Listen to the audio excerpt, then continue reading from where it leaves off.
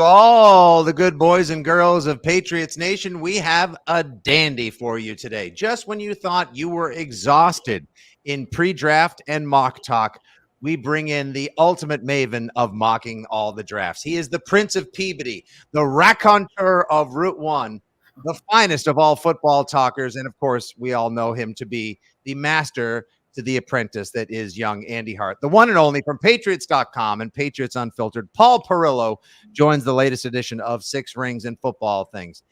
In my finest Andy Hart voice. Hey, Paul, how are you? Hey, how are you? Did I do Look that at right? Smile. He's ready. Did I do that right? That was tremendous. You're ready Hey, to talk boys. some draft. I always make sure, Andy, to give our guests, especially ones that are kind enough like Paul to join us for a couple of minutes to do what they never get a chance to do, which is talk Patriots. I try to give everyone the best intro possible to soften them up a little bit before the two of you have at it. Well, I always knew Paul was a pink hatter, but I mean, the Chiefs helmet in the background is a little much. Just bandwagon to bandwagon, one dynasty to the next for Perillo. If you can see there, if this were all legible, as Fletch would say, you can see all the helmets over there. Is that a Jets helmet on top? Huh. Well, I have pretty much every helmet for every team is in this office. He Where do you celebrates think the all entire those game. wonderful props from All Access come from? I didn't know you. Fitzy, before we came on, said Paul from a closet at Gillette Stadium. I didn't know it was literally a closet where they just kept all the helmets. No, it's not, things have changed since you left, Andy. I get even less respect than I used to. Oh my gosh! Things have changed quite a bit. How Before I dare left, you? they How would dare go to the you? playoffs? Yeah, wow. They would win playoff games. Oh boy! All right, I can see we're off to one of the. It's already going to be all the people they one of those. hired. Since then, none of them. They don't even go to the playoffs, let alone win titles. Paul, I wanted to start there. So I had a chance to swing by Saturday afternoon as the Patriots had. Old Andy would have had a joke there, you know that, but new era, new economy, no joke needed. Well, we'll see. There's still plenty of time for you to upset everyone, including the people participating in the podcast or those listening, Andy. I have very much faith and no doubt whatsoever. Saturday, I swung by. There was the draft preview party at the stadium. A couple thousand fans there. Felt like, let me ask you, Paul, have you felt internally, since you show up for work every day, you do Patriots Unfiltered, all your bloggings and musings, articles and more down at Gillette Stadium, have you gotten any sort of sense of a different vibe in the building? Does it feel like we're on to something new, or does it feel, is it emotionally unusual right now in this transition period as the Mayo regime takes over? No, I would definitely say it's different. And I mean, the changes are obvious. I mean, you had a guy, for all the success that he had, wasn't the most personable. I guess we could probably put it pretty well. Andy can tell you stories. I can tell you stories. We'll be walking around the building in certain areas, and anytime you were in the same spot that Bill was, you automatically sort of looked around, checked your surroundings, and made sure that you were where you were supposed to be, because you didn't want to get in trouble for anything. Not that Bill was like, walking up and down the halls yelling at people. He wasn't like that, but you sort of felt like uncomfortable if you were around him in an area that maybe you weren't supposed to be. There's none of that now. With Gerard, he's a very personable guy. He's going to stop and talk to you and initiate conversation with you. Now, none of that matters at all if the guy can't coach. But right now, you ask about sort of the vibe in the building is definitely different. It's a new thing. I think there's much more communication. I know that they've been stressing that every time they talk. It's, more voices, more collaborative and all of that. It's going to be great if it works. If it doesn't, then, 3 years from now, you're going to be probably looking for a new coach. So you mentioned the word collaboration, and that's something I've been critical of because we don't obviously have really much to go on. I like to use it as a drinking game. Every time they say collaborative, I drink. Wow. Yeah, but my question is, are they doing it? Because you mentioned Bill Belichick, one voice, one face, one message. We didn't have to like it. He didn't say much, whatever. Now it seems like we have three voices in Robert, Gerard, and Elliott at various points in January, February, and March. And I feel like I'm getting A, too many messages, and B, mixed messages at times. And I know we had the whole burn some cash turned into save some money at the combine and like those. And I'm not even talking necessarily about the dramatic ones. It just, for some organization that is sort of hanging its hat on collaboration right now, doesn't actually feel like the three leaders of the organization have spent a lot of time collaborating and sort of buffing up a unified message to send to the masses of Patriot Nation. Am I off base? Yeah, I mean, I would say in terms of delivering the message, it's definitely been the three individuals that you mentioned. Those are the guys that have spoken, and that's who we've heard from. In terms of the collaboration in general, hard not to come away with believing that they want more voices when they're sending 9 people to, the various pro days for the quarterbacks. Seems a little much to me. I understand you want to get some different voices, but yeah, I mean, everybody has access to this stuff now. I'm not sure that 9 people needed to be on hand, to up close and personal see these things. But it is, I think, reflective of it's not going to just be one guy making the call. I think there are going to be different voices. Now, ultimately, I think it's going to come down to what Elliot Wolf says. Andy, your opinion is duly noted. Fitzy, I know you really love that guy. Duly noted, but this is my call. I think is how it will go. Whereas maybe in the past, Bill had gotten to the point where he wasn't as willing to even listen to the other, points of view. And I think that might be where we got some changes. But in terms of the message, Andy's right. I do think that the way there's been subtle differences between some of the things that I thought Elliot Wolf at the Combine was the best. Out of getting a message across, sort of agreed, being the only one who talked about football, like sort of explaining what the football philosophy might be. I think Gerard was a little bit better at the owners' meetings than he has been, but still kind of, showing his inexperience with some of the things that he says. And I think Robert at this point is sort of on an island, I've been around a long time now. I'm not watching what I say, and I'm going to let it fly, So I do think there's been some changes with some of the messages in between, but I do think Elliot Wolf has been the most impressive. Yeah, I think he's been accountable, and I also happen to appreciate the fact that he does just talk football. And while some people think that Gerard should maybe do more by saying less at this point, I understand that he's kind of in people-pleasing mode because he knows that we just came through a dysfunctional season, 2 very disappointing seasons in a row, then the turbulence of Bill Belichick departing, the Dynasty docuseries. So he's trying to appease a lot of people at once. I think that is now done, Paul, and they're moving on to playbooks after all the scouting, and we can all just hopefully focus on the draft and football. But before we do, quickly from the recency rear view, what grade would you have given the Patriots for their free agency efforts, pursuit, and ultimately haul that they either held on to or brought in? Maybe a C+ or a B-, somewhere in that area. I like some of the guys they retained. Mm-hmm. I thought the offensive line is obviously a huge question mark. So being able to hold on to Onwenu, at least to get one of those spots filled. And I think with David Andrews still in place, at least there's a couple of spots there that I feel pretty good about. I don't know if they had to resign all of the guys that they resigned. I think Hunter Henry was a necessary signing. They had no tight ends.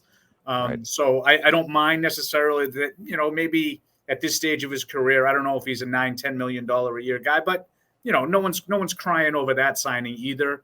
In terms of what they brought in, I don't think they really have signed any real impact players. I like what, the thought process for Antonio Gibson is, sort of give whoever the quarterback is that little outlet that they've been lacking a little bit. They've had, I thought Zeke did a good job as the secondary back last year, filling in, but I like the idea of having a pass catching back.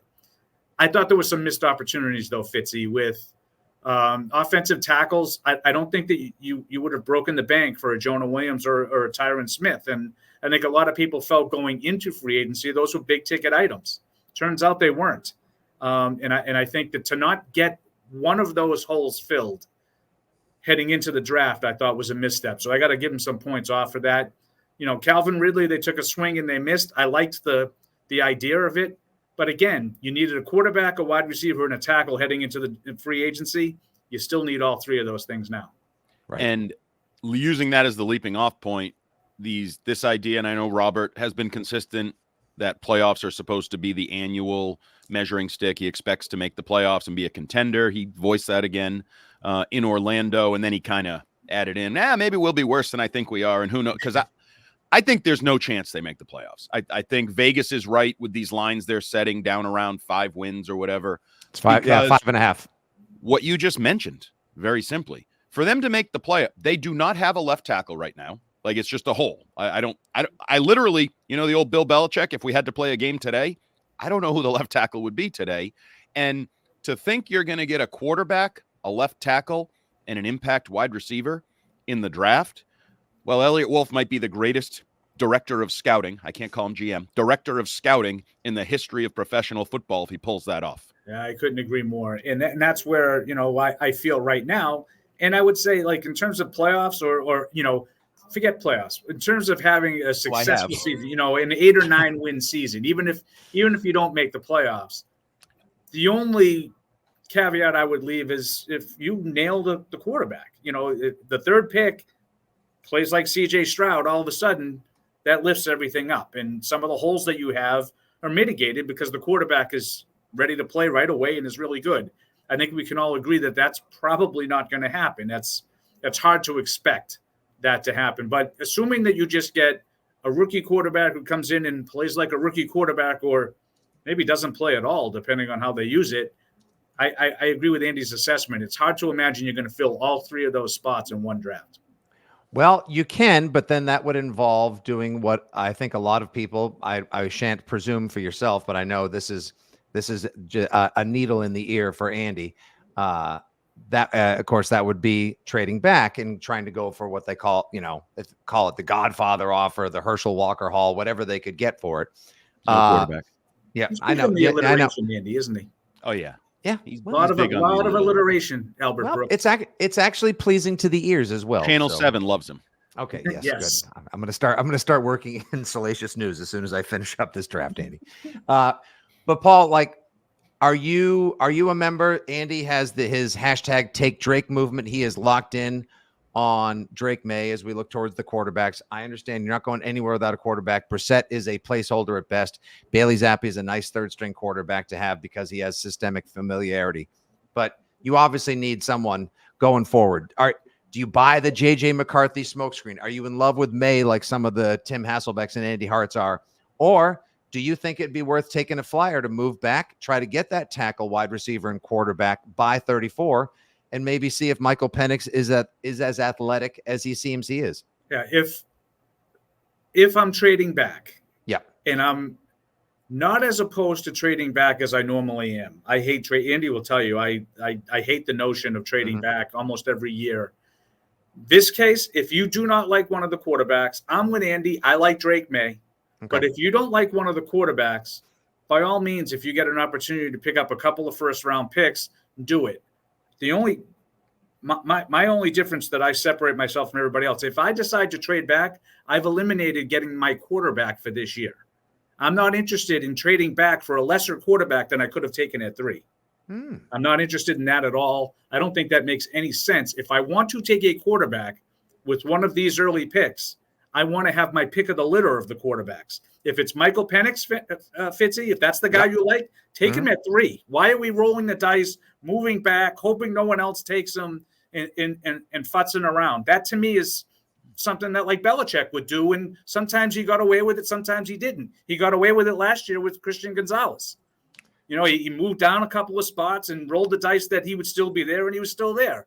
I can't tell you how many times Andy and I heard stories after the fact about the guy, quote, that they really wanted in the draft that they didn't end up getting because they were doing things like that. If you want a quarterback and you think one of these quarterbacks is good enough, take him at 3. If you don't like the quarterbacks and you're not convicted in their ability, I get that. Then move back, get a good wide receiver, get a good tackle, and worry about quarterback down the road. Andy, one quick follow-up.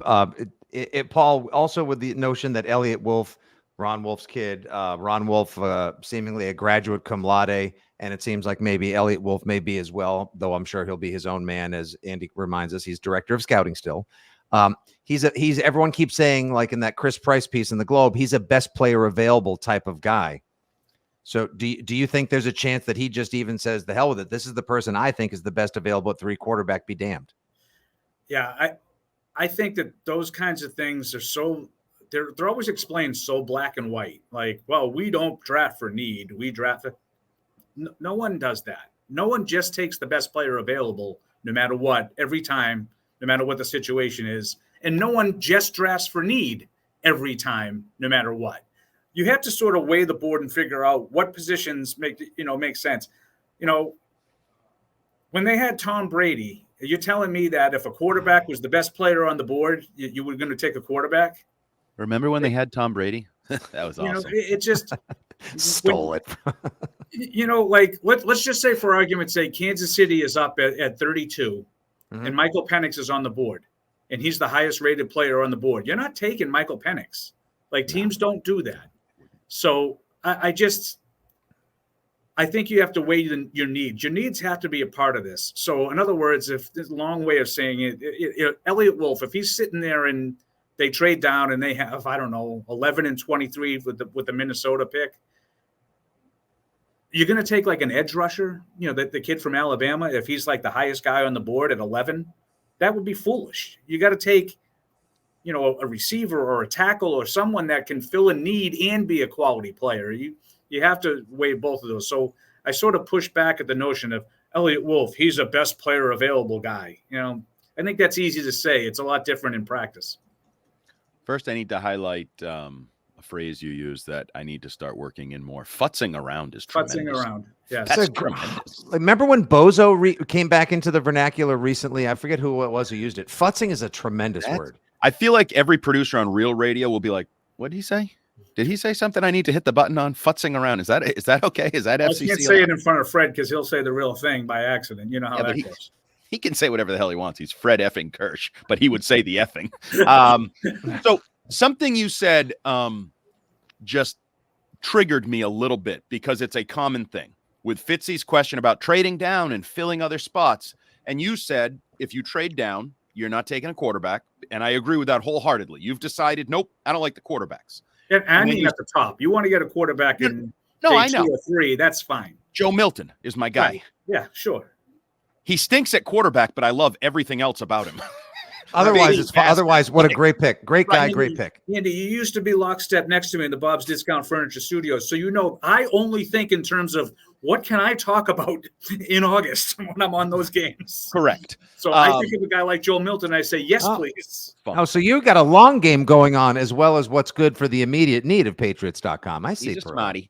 But you said, and then I'll figure out the quarterback. I find that just unacceptable because what I mean by that is I don't believe you can just figure out the quarterback in the National Football League. You either have one or you need to get one. Like you can figure out tackle. Yeah, Tyron Smith comes available and I can sign him for 2 years until I find some, whatever.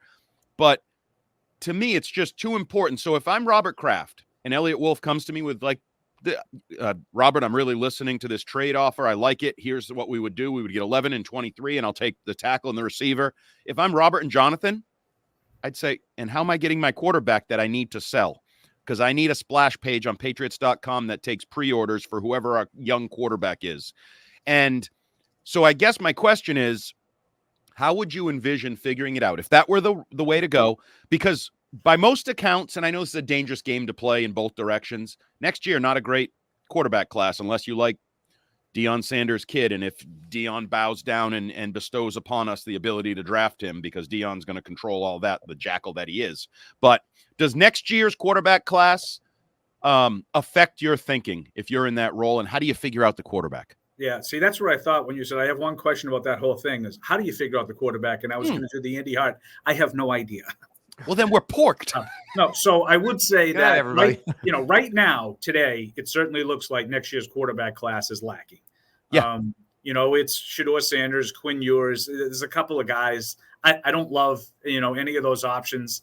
But I would also say the guys that push back on that are quick to tell you about Joe Burrow and more recently with Jaden Daniels. I don't think people had Jaden Daniels in the first round until he put a Heisman Trophy winning season together. So I think that can change. I also think, Andy, goes back to an old PU argument with you and I, that I modestly say that I think time has proven that I have won. I don't. When I I used don't to even know what it was, but I like, don't agree. all of a sudden, quality quarterbacks now change teams. And it started, I think, a little bit around the Peyton Manning time when he went from Indy to Denver. I do think you can get a good, maybe not great, but a good quarterback to change teams, and so you can figure it out. And I would be a little disappointed. This sort of put a wrap on this whole thing. If Elliott Wolf and the 17 people that are with him in charge, Sarcasm. if sarcasm alert, No.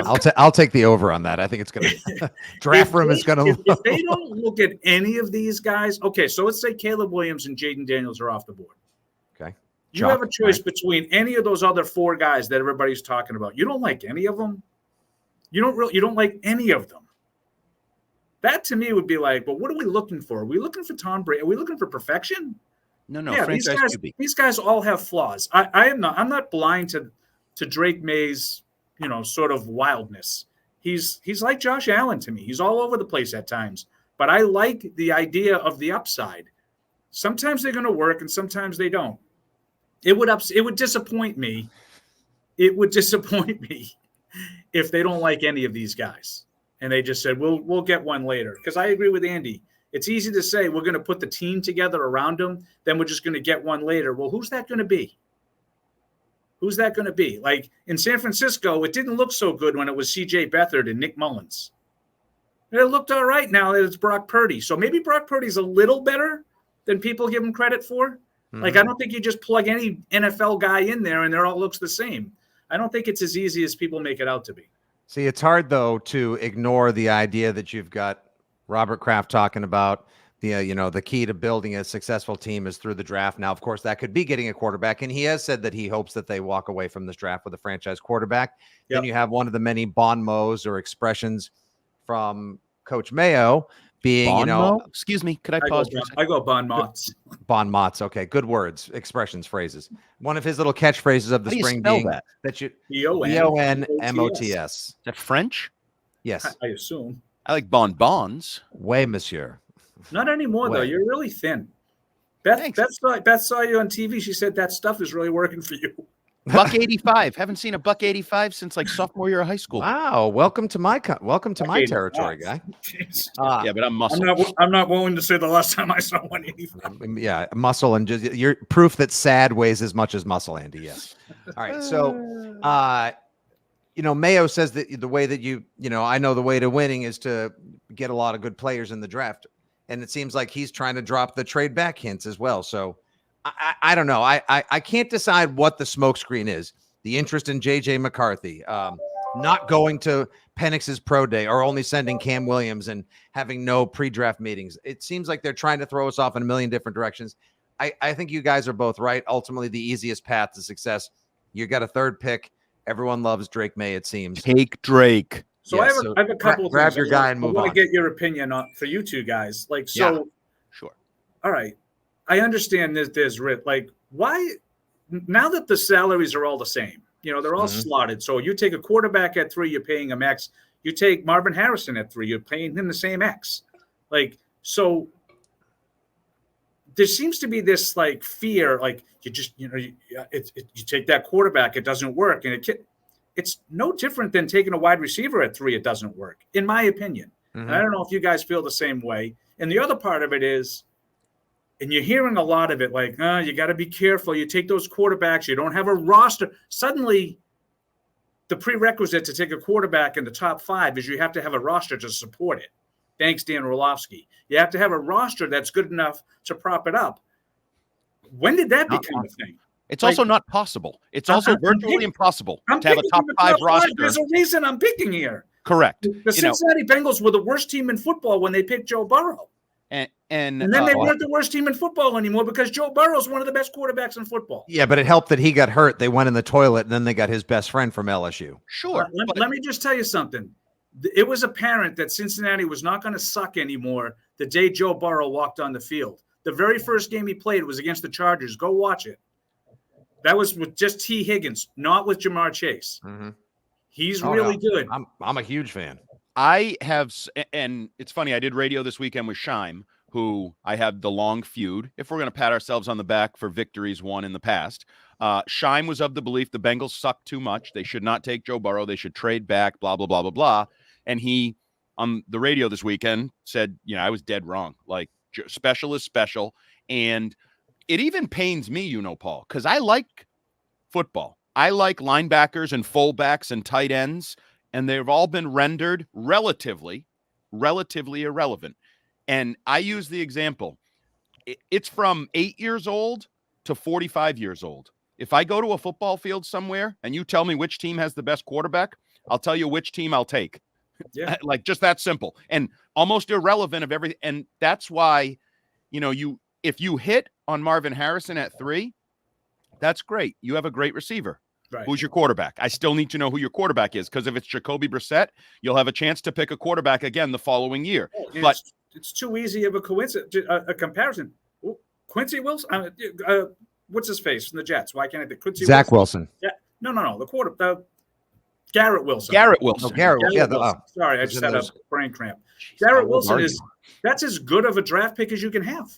That's nailing a draft pick. It's useless because you don't have anybody to get him the ball. Correct. So, and that's where I get into, because the other things I've debated with people are like, oh, let's say May goes second. So Williams and May are off the board, because a lot of people around here seem to have really liked the idea of May now.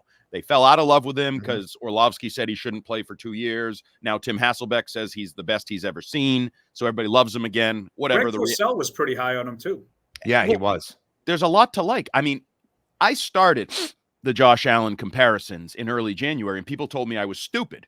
And now it's funny. People seem to be accepting of that. And I don't even care if he's 80% of Josh Allen. I'll take 80% discount store version of Josh Allen, because I think that's still a pretty good quarterback. But where was I going? Good point. I don't know. While you're thinking, so the last piece that I wanted to get your opinion on, because sometimes, Andy will tell you, like I sometimes get very narrow-minded in a view, and I don't see the other side. This whole notion that, well, you take the young quarterback and you don't have the team and you ruin him. Can you guys give me some examples? Like, why do we always say the guy who doesn't play well got ruined because he got on a bad team, instead of, well, maybe that was just a bad quarterback, or a quarterback that we thought was good enough but turned out not to be? Like, remember that guy I liked with the Vikings? Was it Travarius Jackson?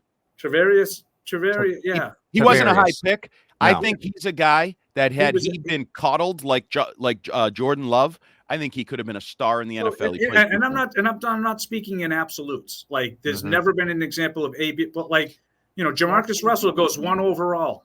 He could have been a stiff anywhere. I think he stunk. Oh, yeah. He was. I don't think he tried. I don't think he studied. I don't think he did any of the work.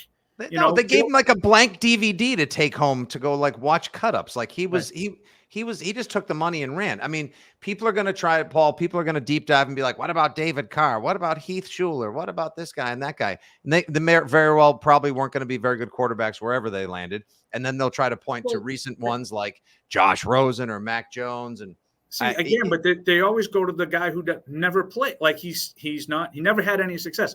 Why don't we go to a guy like Jared Goff, who was the first overall pick, went to a terrible team, started as a rookie. Andy was there with me, looked as bad as you can look as a rookie, went 0-7 as a starter. How's he been since? Well, Andy hates him. So, but Andy, did they ruin him? No. He's perfectly fine. Now, you might say, I need to do better than him, but he's a perfectly solid core. I would say he's an upper, if we go in thirds with the 12s, he's a top 12 quarterback. If you ask me, maybe you think he's a little less. That's fine. My point is, he looked as bad as you could look with a terrible team, and he's fine now. He didn't get ruined. Like, you don't have to. Joe Burrow, steps into a terrible team and is in the Super Bowl 2 years later. Like, you don't have to get ruined because you play for a bad team and you don't have the support around you. Actually, and maybe, Andy, if the Patriots, because it seems like a lot of the moves that they've made thus far support the notion that they think that the roster was better last year if it was healthy than the 4-13 record indicates, and that a lot of it was due to some of the dysfunction, the unhappiness, and of course, shoddy quarterback play from Mac Jones. So maybe you do take Drake and maybe you try to fortify the ranks around him with what you got. And Yeah, I don't think you'll ruin him either, Paul. But it is interesting you bring up, and I know we got to wrap in a minute with you here, but you bring up Goff, and then you think like, well, the Detroit idea, like they built up a team and then they traded away their star, brought in a utilitarian quarterback that could fit, and look what they've done because they did build through the draft around other pieces like Amon-Ra St. Brown, Laporta, Penei Sewell as well. Well, they got the quarterback, and then they got all of that. Right. When he got to Detroit, they were terrible. They almost went winless. Oh, that's right. The first season. And they were planning on not keeping him. That was a rebuilding move. And then there was like, maybe this guy's actually he's a little bit better. Especially, I think, that's a situation where I think the system he got to was, I think that Sean McVay certainly propped Goff up a little bit in LA, and then he got in Ben Johnson's system. And, you watch him throw those passes between the numbers, between the hashes. He's pretty good. When he has time, he's pretty good. Now, Andy's right. He's not great. He's not at the Mahomes, Burrow, Allen. He's not with those guys, but he's pretty good. So before we wrap this up, Paul, I saved. I'm going to do one of those things where you save like the controversial question for last in case it ruins the rest of the interview, and you don't want to piss Bill off in minute 1 of a press conference, and then he walks off and nobody gets any answers. Word. So and I don't want to get you in trouble, so you can tell me to go F myself. You've done it before. Okay. So Michael Lombardi flat out said this week that everybody knows who the general manager of the New England Patriots is. Dan Shaughnessy was right. It's Jonathan Kraft. Do you buy into that idea? Like in the collaborative, does Jonathan Kraft have veto power? Is Jonathan Kraft pulling the purse strings? Is Jonathan Kraft the puppeteer behind the scenes? Or is this low-hanging talk radio fodder? So I don't know the answer to the question, and I'm not just trying to be evasive, although I would just be evasive anyway. The high school baiting really is just, I think it's the finest attribute. It's really just right. I'm a master baiter. Suddenly I'm going to turn to Marty McFly, and I'm going to take the bait, Fitzy, right? But I deserve hazard pay. I will say this. I'm worried about it. I'm worried that Jonathan Kraft has more say than we sort of think. I don't think Mike Lombardi is right. I think Mike Lombardi's coming from a place that we all know where it's coming from, and it's very petty. Who, by the way, I think he's embarrassed himself more and more as the weeks go on with some of his inane commentaries regarding the whole situation. But in terms of Jonathan, I think he wants to be more involved. He wants a seat at the table. I don't think he's necessarily looking to make football decisions. I don't believe that. Nothing I've heard in the building has led me to believe that that's where he's going, but it is something to keep an eye on. I certainly hope that that's not the case, because I don't think that's good for anyone. It definitely is going to be a larger war room than before. It's going to go from the amount of people that you could fit into a Chevy Tahoe into probably a school bus, or at least a small school bus now. It'll be a larger draft board, I think. I know the Belichick days, Paul, were marked by a notoriously smaller draft board. Now there probably will be a bigger one as well. And we're all just coming to understand, learn, and appreciate their process for however they choose to go about it. There's a million other things we could discuss, but it's time to wrap it up. Just throw the people 1 or 2 names that you love on the way out the door in the draft that hopefully maybe the Patriots have their eye on, let's say rounds 2 through 4. Like for me, like Andy didn't tell you what the extent of my draft preparation usually is? No. I leave that to the experts. I leave that to Mike Dussault and Evan Lazar. Yeah. And Alex Barth, who does some catch-22 stuff with Evan here for us. I'm like everybody else. I want to, if assuming that it's a quarterback at 3, I will say, instead of individuals, I'll tell you, I think if they go quarterback, I think they have to go tackle first, because I think the tackle at 34 can play. The tackle at whatever 90, whatever you're not getting. I think a wide receiver in the 3rd round could probably play a role in your offense right away. And I think the wide receiver class, as has been the case for the last 5, 6, 7 years, is deep. And every year we're seeing late day 2 and day 3 picks step in and play right away, like the Rams had last year with Puka Nacua. So I don't see any reason why you can't get a good wide receiver in the 3rd round, maybe even double up on wide receivers, 3rd, 4th round, and then go from there. What I want to see, Fitzy, is offense, the first 3 picks, just like everybody else does. Oh yeah, we did enough draft. Not only garbs, I don't need hybrid safeties. All respect Kind of to like the Martin tackle Moffers. from Georgia, Mims. Amarius Mims. He is Yeah. a brick blank house. Yeah. The only problem with him is he hasn't played a lot. I'm fine with that. Not a lot of Upside, experience. Paul. Upside. So that's what I would be banking on is the upside. Guyton from Oklahoma is a kid from Houston as well. Actually, you probably would love Deuce's recent mock draft at Patriots.com because he had Drake May trading up for Guyton and then grabbing my guy Javon Baker in the 3rd round. Like you said, offense. I couldn't agree more, Paul. Good time to punch out on that one right there. You can follow him on the socials at PFW Paul. He is heard weekly, Tuesdays through Thursdays on Patriots Unfiltered. And of course, you can read all of his musings, notes, analysis, breakdowns, and more at patriots.com. Paul, grateful for the time, grateful for your mentorship of Andy Hart and all that you do for Pats Nation. I'm sorry I couldn't do more for you, Fitzy. I tried. All right. Well, listen, first beer's on me. Distance himself from that. I do not. There's no he dropped you off on the doorstep of 83 Leo and said, "You take this problem, child." Pretty much. Paul, first beer's on me at Brady night. Thanks for your time. Enjoy the draft, my friend. Sounds good. Thanks. Great. And this has been the latest 6 Rings and Football Things with our special guest, Paul Perillo from Patriots.com. Hart and I will be back later in the week as well. Don't miss One Off Wednesday. There's a prospect breakdown podcast coming up this week with running backs and tight ends. So much to offer in the wide world of Pats Nation podcasting. Hear from your friends at 6 Rings. Until the next episode, thanks for listening. Good day. As always, God bless and go Pats.